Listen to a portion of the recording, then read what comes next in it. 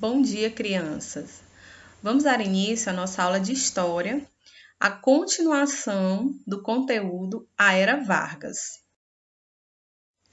Hoje nós vamos abordar os seguintes temas: o Estado Novo, Economia, Sociedade e Cultura, na Era Vargas, e o DIP, que é Departamento de Imprensa e Propaganda. O Estado Novo. No dia 10 de novembro de 1937, o presidente Getúlio Vargas anunciava o Estado Novo em cadeia de rádio. Iniciava-se um período de ditadura na história do Brasil, alegando a existência de um plano comunista para a tomada do poder, que era o Plano Cohen, que foi o que nós já estudamos na aula passada.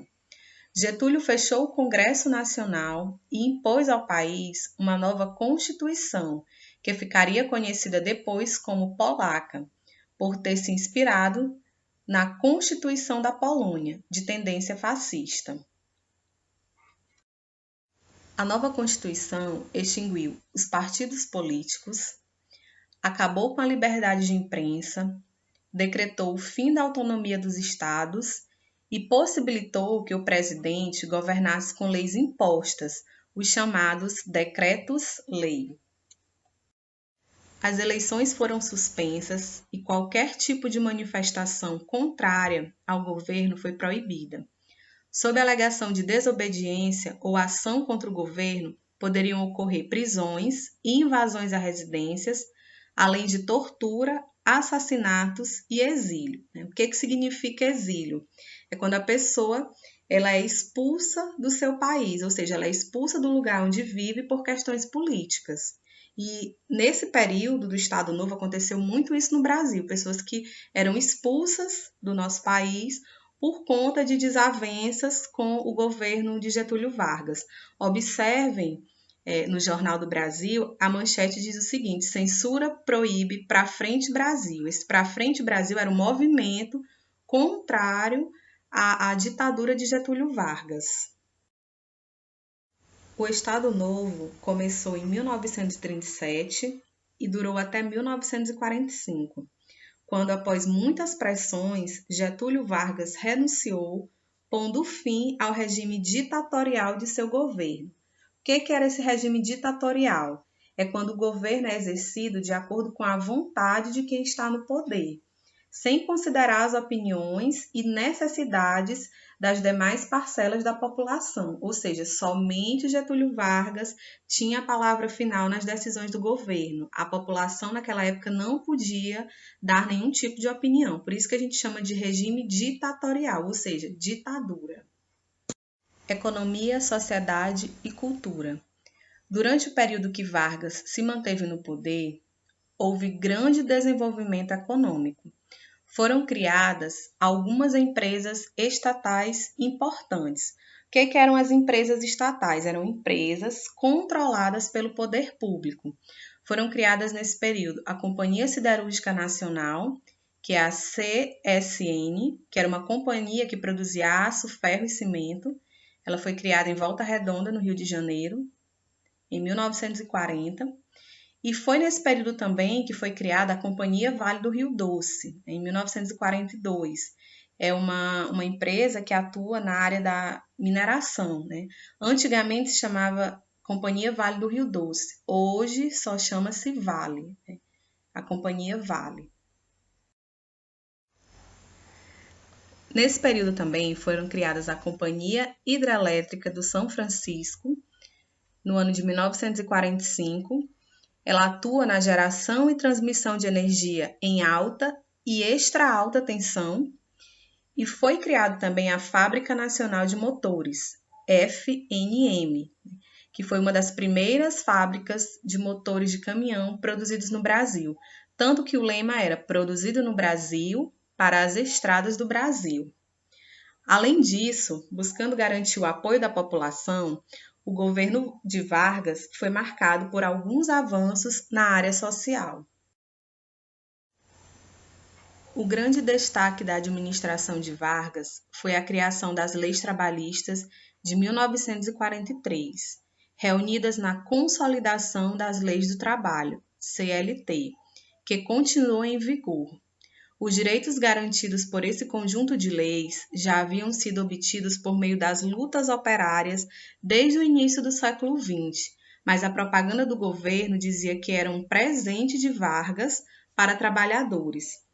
Aqui é possível observar um cartaz produzido pelo DIP durante o Estado Novo, para a comemoração do 1º de maio, Dia do Trabalho.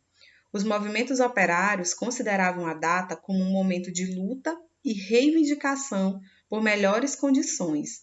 No entanto, a propaganda do governo de Getúlio Vargas a converteu em celebração e exaltação da figura do presidente.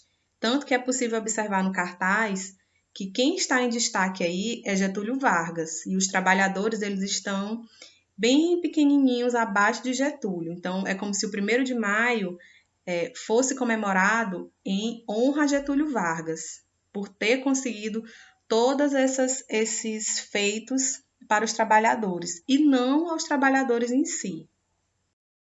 Agora vamos falar um pouco sobre o DIP, Departamento de Imprensa e Propaganda.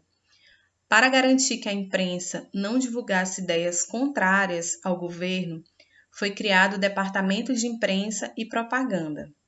Esse órgão se encarregava de censurar jornais, revistas, rádios, cinema, teatro, literatura e qualquer outra manifestação cultural. Ou seja, como é que funcionava?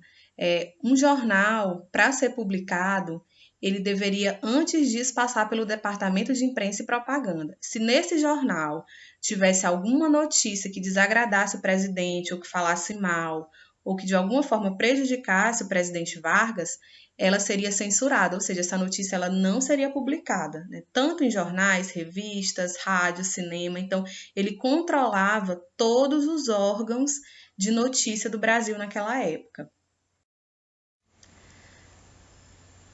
Na época de Getúlio Vargas, a televisão ainda não existia.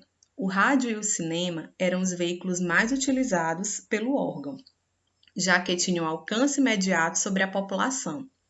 O programa de rádio oficial do presidente da República, A Hora do Brasil, tornou-se peça-chave na política paternalista de Getúlio Vargas, que procurava reforçar a imagem de grande pai da nação.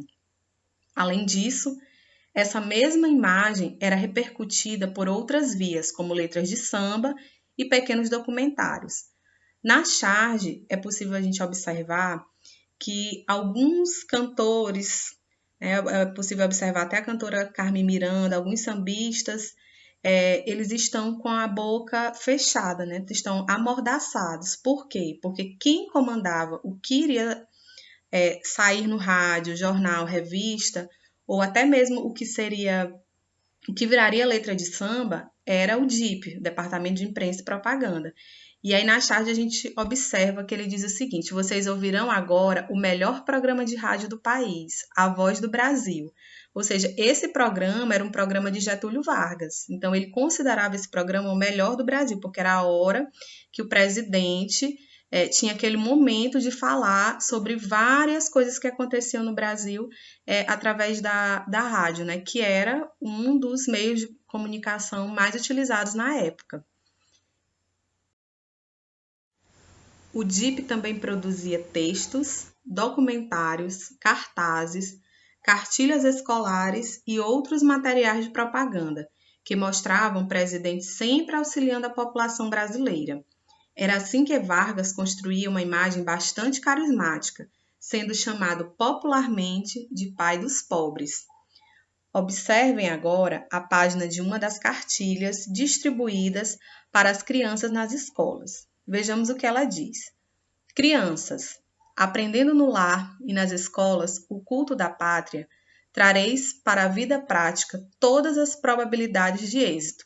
Só o amor constrói e, amando o Brasil, forçosamente o conduzireis aos mais altos destinos entre as nações, realizando os desejos de engrandecimento aninhados em cada coração brasileiro. Então, esse trecho fazia parte da cartilha que era distribuído nas escolas, que todas as crianças tinham que aprender essa cartilha de Getúlio Vargas. Agora, para encerrar, Vamos ver uma pequena linha do tempo desse período em que Vargas ficou no poder.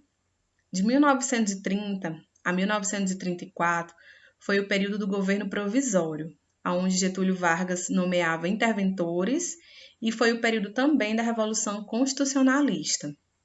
De 1934 a 1937 foi o chamado governo constitucional de Vargas, onde houve o voto feminino, o voto obrigatório, onde foi criada a Justiça do Trabalho e também os direitos trabalhistas. De 1937 a 1945 foi o período do Estado Novo, que foi o chamado governo autoritário de Getúlio Vargas. Foi o período em que houve industrialização, a criação da fábrica de motores, FNM, a Vale do Rio Doce, a CSN e a CLT, que era a Consolidação das Leis do Trabalho. E em 1945 foi o período da Segunda Guerra Mundial e, no Brasil, consequentemente, a renúncia de Getúlio Vargas. Então, crianças, agora é hora de exercitar o que vocês aprenderam na aula de hoje. Respondam no livro de vocês as páginas 74 a 77. Que todos tenham um excelente dia, bons estudos!